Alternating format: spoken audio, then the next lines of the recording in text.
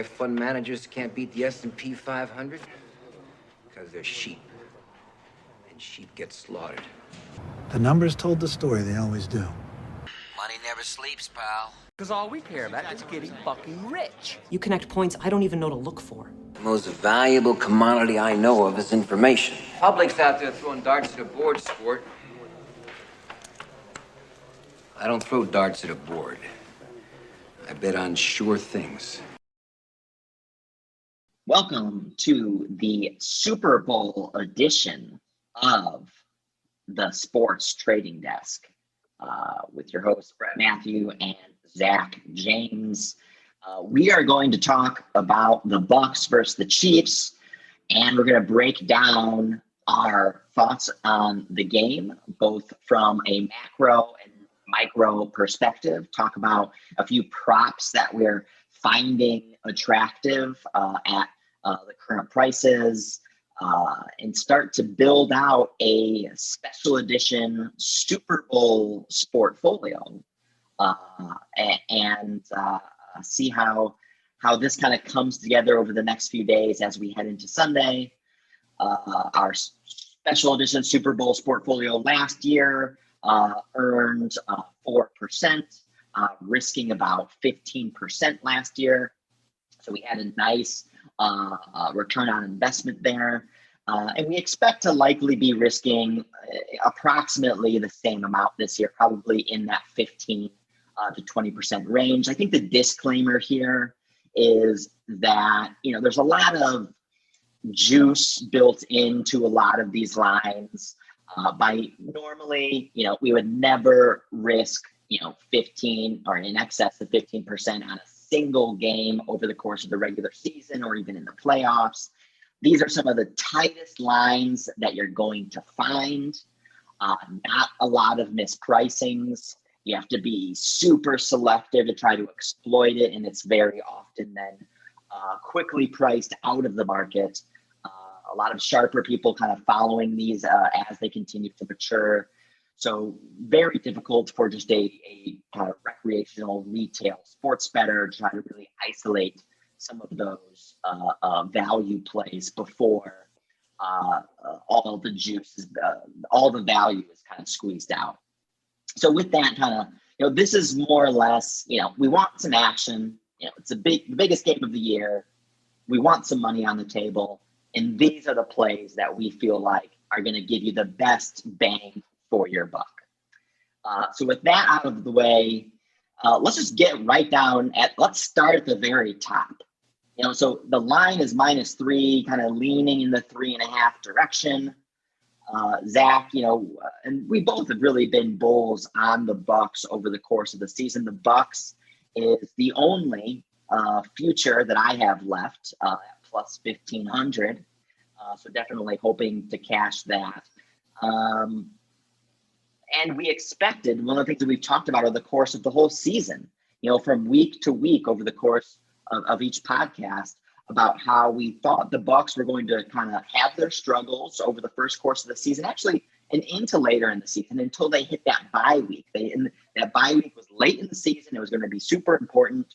And then after that, we would start to see a team that, was more so on the same page. And that's exactly what we saw. I mean, the Bucs are undefeated coming out of their bye.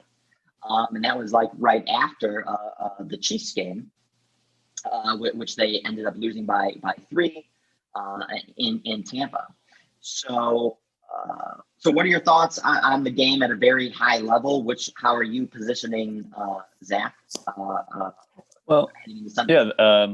So from a big picture macro game script perspective on the game, I am befuddled with how obvious the market is and how much love they have for the Chiefs. I rewatched the Chiefs-Bucs game week 12 right before the Bucs had their bye. I rewatched the Super Bowl from last year, and the unstoppable force that is Patrick Mahomes derives from his ability to escape like Russell Wilson, right? So we all know Russell Wilson. Patrick Mahomes is Russell Wilson, but with like Aaron Rodgers' ability to throw the ball. So he's like really Russell Wilson and Aaron Rodgers best of combined at his optimal level. That is why everyone loves him. I love him too. I think he's the best quarterback ever. The problem is he's going up against a defense that got 2 sacks on him in week 12 when he was fully healthy, including a stripped fumble sack that the Bucs recovered. They've lost their left tackle. Their 4 or 5 offensive linemen were cut by other teams. I mean, the Bucs defensive line is going to dominate them. The question becomes, can Andy Reid's scheme and Patty Mahomes neutralize that pressure in that front 7? And if Patrick Mahomes is hobbled at all, if he's not 100% at any point in the game, the Bucs are going to win. They're going to win. And I wouldn't be shocked if they dominate. I wouldn't be shocked if they dominate with a full healthy Patrick Mahomes. But if he's hobbled at all, if this game became a brutal, remember that Broncos Seattle game where it's just like Broncos were the best offense the whole year and Seattle smoked them. It got out of hand. They just couldn't do anything. That's not going to happen. It's not going to be that bad. But I wouldn't be shocked if the Bucs defensive line smothers a hobbled Mahomes and Mahomes has his worst NFL game you've ever seen. Not because he can't play against a good defensive line, but because of him being hobbled. And so that's my bold prediction of what could happen. I think it's probably not as extreme as that, but I still think that plus 3.5, if you can get it, is definitely appealing. I mean, the Bucs got dominated before their bye week, which was pivotal. That bye week was pivotal. And they still only lost by 3. And if they got the ball back, there's 4 minutes left. Patrick Mahomes got 2 first downs running the ball, which is not going to happen, it seems like, this game, late in the game. If that doesn't happen, Bucs get the ball back with all the momentum at home, 3 minutes left, Bucs probably tie or win the game. So, 3.5 to me is gimme. I think it's a great number. I actually even like the Bucs Altline minus 3.5. I'm flirting with minus 7.5, 10.5. But the reality is, I think even if the Bucs are up 11 late in the game, I think Chiefs will probably score and cut that lead to 3 or 4 points.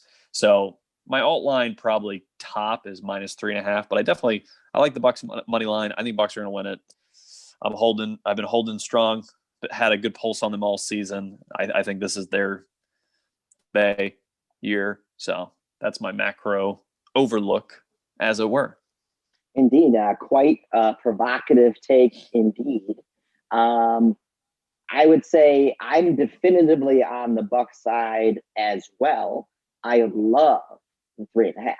So love the plus 3.5. So I'll definitely be betting that. I think that's a play that we're definitely going to have in our portfolio as sort of a preview. I think this is definitely mispriced. It should probably be closer to a pick, maybe Chiefs -1. And there's reason it's not I can't see the Chiefs how they can win this. Of course you can. And I could totally understand why the market loves the Chiefs. I mean, you're talking about, Zach, you think that Mahomes has the possibility to have his worst game ever. Well, his worst game ever is probably still going to be a pretty good game. Yep. So, this isn't a 0 touchdown, 3 interception, in a fumble 6 type game, and he just can't get anything going. Just way too many weapons, way too good of coaching, and also questionable coaching and the questionable kind of secondary as far as getting beat over the top is my main concern when thinking about betting the Bucs plus 3.5. Obviously, I think it's definitely palatable for this game to get away, vice versa. With obviously the Chiefs kind of taking a bigger lead and the Bucs kind of having to try to dig themselves out pretty much the whole time and struggle to do so. A lot of times, my biggest concern is the Chiefs get a big lead and the Bucs continue to waste time by not being as aggressive as they should. Running on 1st and 2nd down and then throwing on 3rd. I mean, there's just numerous times over the course of this season where I feel like Tom Brady's greatness has bailed the Bucs coaching staff out and has gotten the win despite, coaching that should have implied that they likely should have lost the game. And you can't do that versus the Chiefs. Like, you basically need to play your best game of the season in order to beat the Chiefs in a definitive fashion.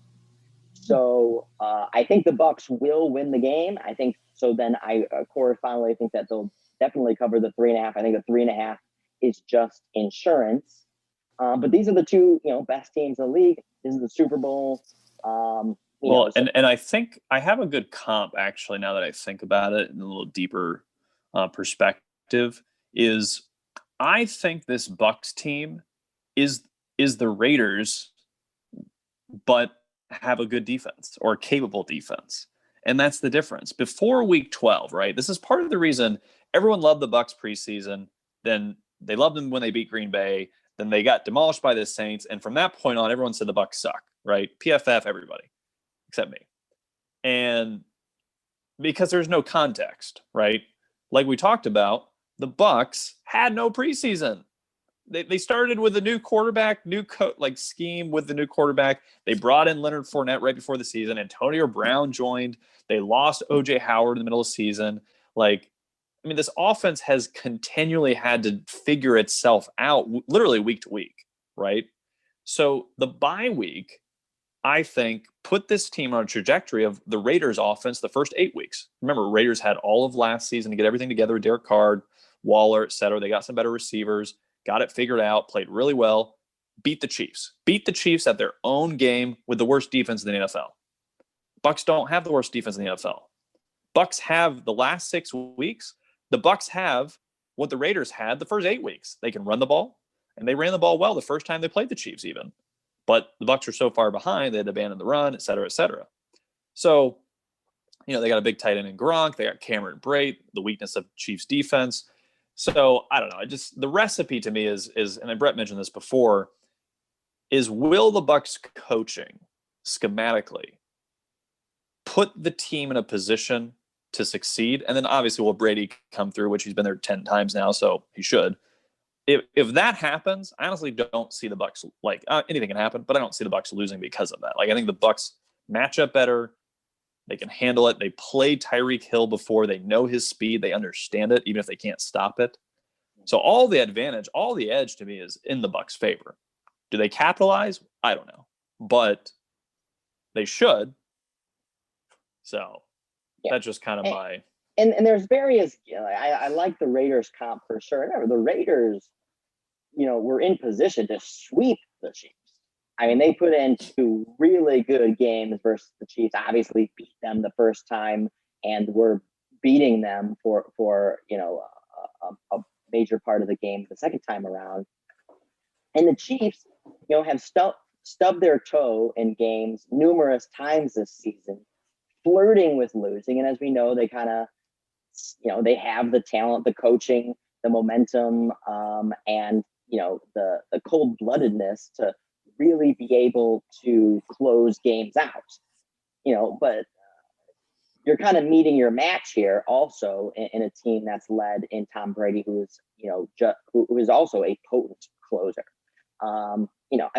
You look back on games like versus the Dolphins and the Panthers and the Falcons, all games that the Chiefs did end up winning, who they were, the odds were the opponent had in excess of 70% odds to win that game over the course of that late in those games.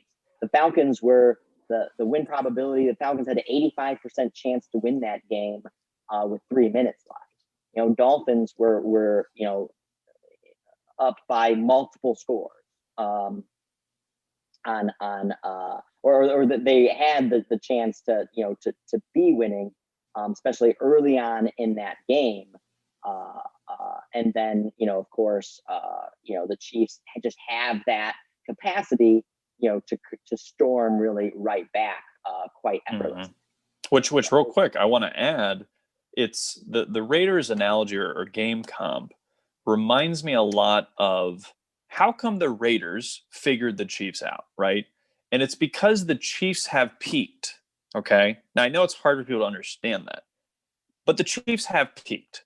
They are what they were in the Super Bowl last year, and they carried it through to this season. But we all know what that is. We all know what it is. We cannot stop it. We can't all stop it, but we know what it is. We know what we might be able to do, and if we do this and it works, then we can beat it, right? And that's what the Raiders did. Well, the difference is when Green Bay played the Bucs again, when the Saints played the Bucs again for the third time, the Bucs have been evolving all season, and they're still evolving. Even Saints to Green Bay, the team is evolving. Every game is like an evolution. So kind of like when you're playing a poker player who, like, let's say kind of gets the game or is pretty good and like figuring it out, but he's like, no one can get a read on him.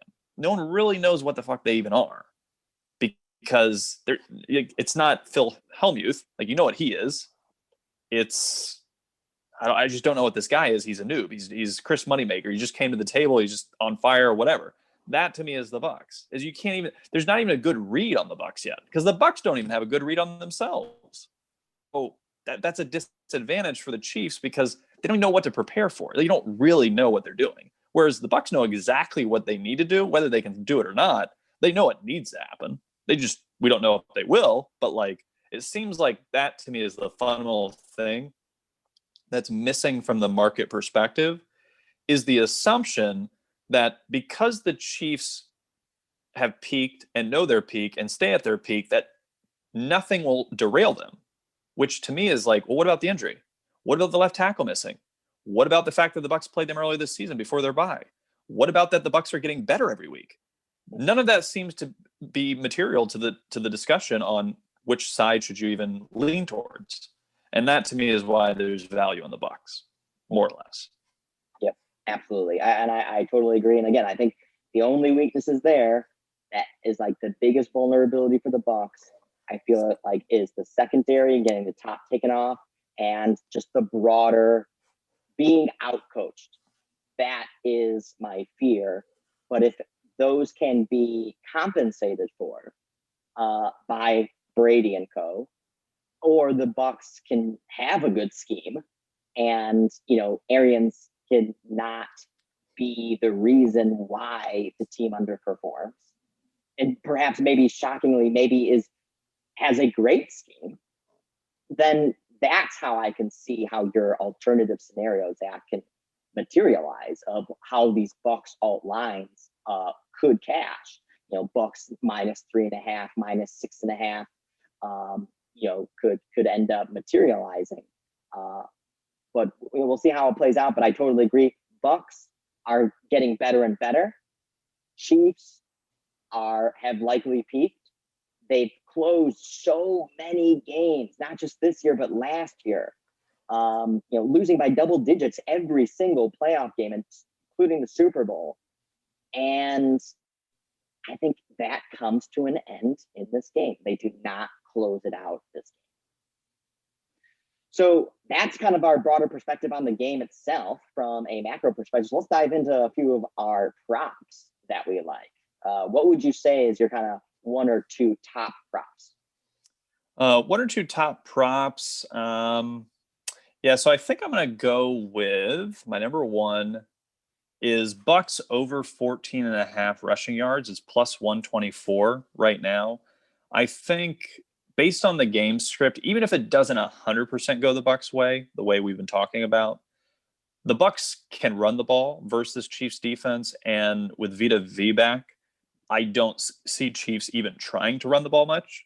So if Chiefs are behind, they're not going to run the ball at all. If Chiefs are in front, they may run the ball, but they know they're not going to be successful, so they'll still pass it. So I think your cap on Chiefs rushing might be 60, 70 yards, and Bucs might get 90 yards rushing in the first half.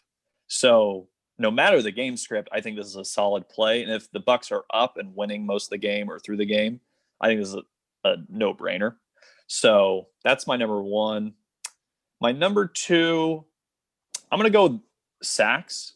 Again, I think Mahomes is hobbled and or he may get re-hobbled during the game because of the Bucs' pressure. So the sack is only 1.5 for the over at -169, so it's a steep price.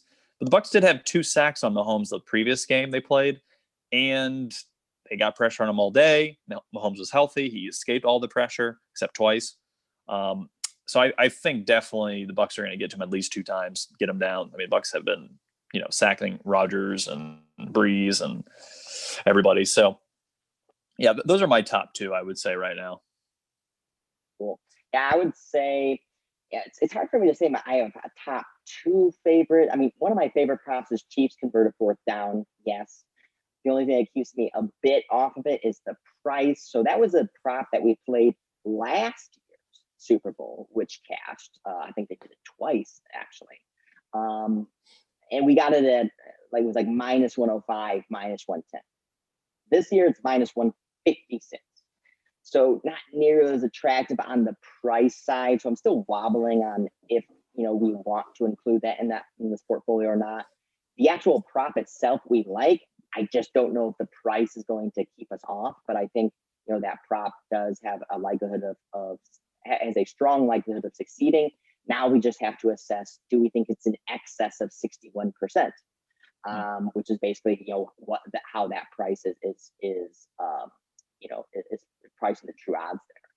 And then another one of my favorite ones is definitely Mecole Hardman under 2.5 receptions. So Sammy Watkins coming back. They should have a whole host of receivers at their disposal, a whole host of running backs that can kind of come out of the backfield to also catch some of those shorter dump off passes. I think we are both aligned that the Chiefs are likely to be not going to try to force the run game in this game, and that there's going to be a lot of passing. So that is kind of like the potential downside vulnerability there. But I would not be surprised if Mecole Hardman gets 0 catches. So that's one of the reasons why I definitely like the under 2.5 receptions, which is priced at -130. So I think that's really attractive. And then I would just say another one kind of slightly along this, kind of tied within those 2 is Chiefs over 52.5 penalty yards. Now, I think this is kind of quite heavily dependent on, Tom Brady forcing, 1 or 2, PI penalties that will really kind of capture a lot of those penalty yards. But also, just a narrative that I feel like is not being priced appropriately is just the broader weakness of the Chiefs offensive line versus the Bucks defensive line. So you could get, a good 2, maybe 3 holding penalties. So that could be, 20 to 30 yards just right there as well. And then you get 1 PI, and then boom, you're over. So I think that's attractive. It's priced at +100. So that looks really attractive to me. So what would you say some of your kind of, some other props that are on your radar, if not maybe your favorite ones? Yeah. Some other ones I like, tying into Bucks game script is get really good pricing on it is, halftime versus full-time score is if you think there's going to be a tie game at halftime or a tie game in the end. I like a draw at half, but Bucks pull it out in the end, or Bucks win at the half and then KC ties it and it goes into overtime. Both those are at 2,000 and 2,200 odds.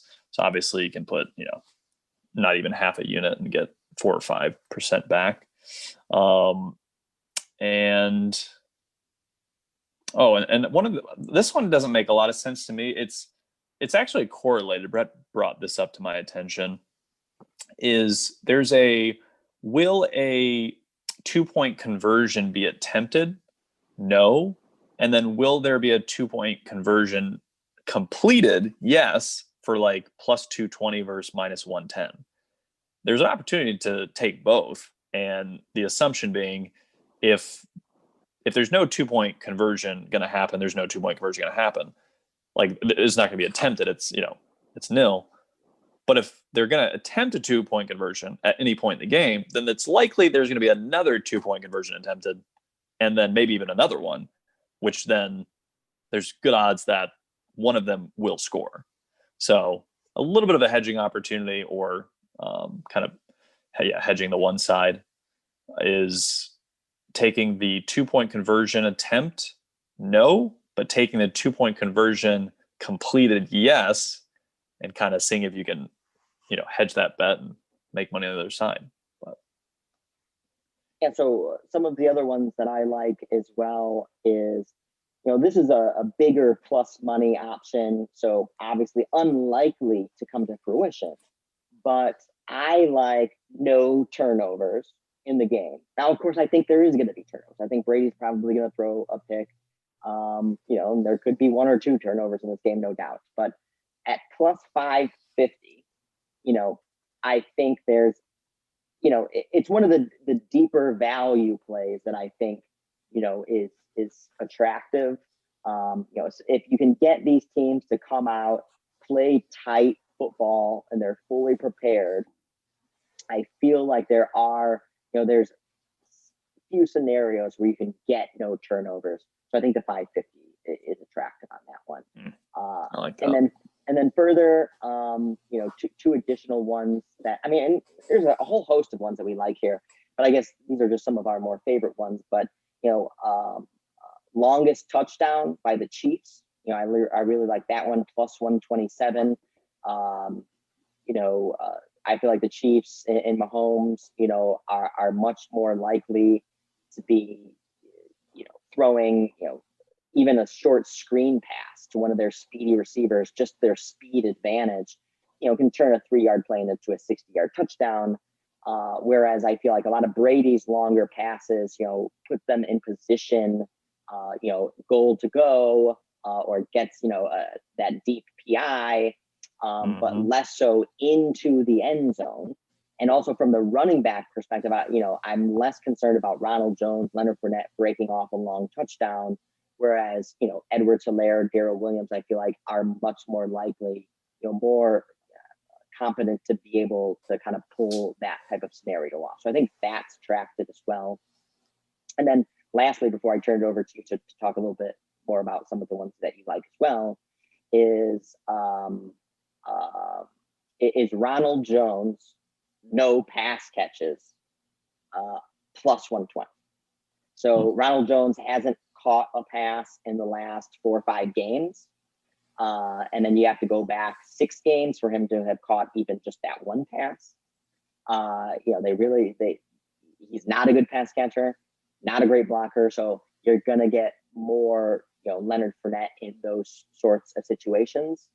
And then, of course, Tom Brady has just, a whole complement of effective receivers at his disposal. How many times, if any, do you want to be giving one of those limited opportunities to someone like Ronald Jones? Early in the season, they leveraged him that way. Later in the season, they have not been doing so. They haven't done it at all in the playoffs. So I think that, that's an attractive prop. Ronald Jones, no catches, plus 120. Interesting. Well, another Altline prop I like, assuming it's still up, is under 49.5, right? Which puts us at right around 27 to 21, which I think is very possible. Maybe 26, 23, plus 216. And apparently there's 75% chance of some weather, some, rain, maybe light thunderstorms, maybe hangs up the game, takes away the momentum, makes the field sloppy potentially. So, and it'll be kind of cold raining because I think the temperature is going to be in the 60s. So under 49.5, I think is viable really no matter how the script goes, because I think the way this game goes over, in my opinion, is, Chiefs are just unstoppable and they just run away with the game, which I think is kind of unlikely. So if that's not going to happen, if the Bucks get up 30 to 7, some magical number, like the game's off. Like I don't see Chiefs scoring 21 unanswered points. Like something's completely wrong. So like I said, I think Bucks maybe get up 7 to 11, 17 points, then they stall and Chiefs come back and whoever's got the ball last wins type thing. But that probably lands right below the 50 mark on average. If it goes into OT, obviously I think then it goes over. But yeah, I think if you want to alt line on a total, And the beautiful thing about these Altline totals, especially, and even these spreads, is that you don't have to win the bet. So I'm just going to tell you that right now. Tom Brady has 3 points, I believe, in all the first quarters and all the Super Bowls he's played combined, right? 3 points. So the total's, what, 56 or something? Well, this alt total's 49.5 at plus 216. If it's a slow-moving first quarter and Bucks are getting pressure and Chiefs have to punt twice, I mean, you might get this total to drop to 47, 45, 44.5 maybe. Probably not, but you might get it to 47.5.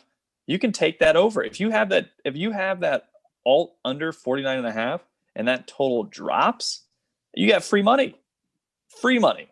And you have a middle opportunity, right? It's a true arbitrage opportunity, which basically means you guarantee lock-in profits, no problem, and a potential middle. So that's why I like alt lines if you have a confidence on how the game script is going to go, potentially, or an option that it could go that way. Yeah. And I think, when we do, there's still a host of props that are still coming out over the next few days, especially even some more granular ones. So when we release our portfolio, we're going to have multiple kind of themes in there that maybe look contrasting, but they're kind of hedges on one another. And if we do kind of move in that direction, you could probably see total risk of this portfolio increase. But really the net risk is going to be less than that, because those themes are going to counteract one another. And hopefully we can position them in a way where there's at least a sliver of a possibility of, middling those themes and kind of playing a just right and really cashing both. So another juicy prop that I like that's at close to plus 300, so plus 292, that I think is quite mispriced. So plus 292 implies approximately like a 25% kind of implied expectation. Is will the Chiefs punt a touchback? No. So plus 292. Teams have been much more aggressive over the course of the year. Punting has also gotten a lot more effective towards trying to not move into the end zone. Also, a lot of punt returners, are catching the ball inside the 10, which I don't necessarily agree with. I think you risk it and kind of maybe it falls at the 1, but there's asymmetric risk. It could land at the 4, or it could move into the end zone. Now you're at the 25. So I think, that's like just a big difference, but that's just a strategy that teams have been taking, is catching it inside the 10. So that also mitigates your downside vulnerability for that touchback to materialize. And I think there's just not going to be a lot of punts in this game to begin with. And if they're in a position to, where a touchback from a punt is more likely, I think in those situations, you're going to get more aggressive play calling on those 4th and 3s from the 40-yard line. Like, they're going to go for it. So I think, that's quite attractive. I think, I would price it more so in the, 35% possibility range. So I think that gives us a nice 10% of added value there. So any props you want to close with, Zach?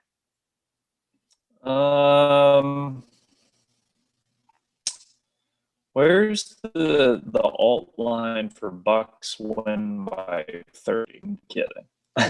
I think if another good prop, if you think the Bucks are going to win, Tom Brady to win Super Bowl MVPs, plus 210. Very unlikely that if the Bucks win, that they wouldn't give it to Tom Brady unless he threw 3 picks and no touchdowns. So I think the pivot off that, if you wanted some basically free bets that could cash, is the last time I think a Super Bowl MVP won it besides Von Miller was Tampa Bay, a defensive player. I could be wrong on that stat, but JPP, Devin White, and Shaq Barrett are 500 to 10,000 price for MVP. So if you think the Bucks are going to win, obviously you got to put some money on Brady. I like Shaq Barrett there. I think that's attractive, like plus 10,000. I think, well, Devin White can get fumbles and picks, so that's where I think he could pick it up. And JPP could maybe, like, get a strip sack and a big pick for a touchdown type thing. So those are the three that I think could have the kind of like, and they score situation that can create a defensive MVP. So yeah, those are my MVP potential Buck players that I would consider if you want to put any money on them. Yeah, and I think also just from a player perspective, just looking at broadly props that play Chiefs rushing game unders, and then also Gronk and kind of the Tampa Bay tight end crew kind of looking for opportunities to play overs where you think that there might be value. So because I think kind of collectively we think kind of Chiefs rushing game is overvalued right now. Bucks tight ends are undervalued. So, like we like Gronk +1 receptions vis-a-vis Antonio Brown. That's +102. Gronk -5.5 receiving yards vis-a-vis McCole Hardman at +130.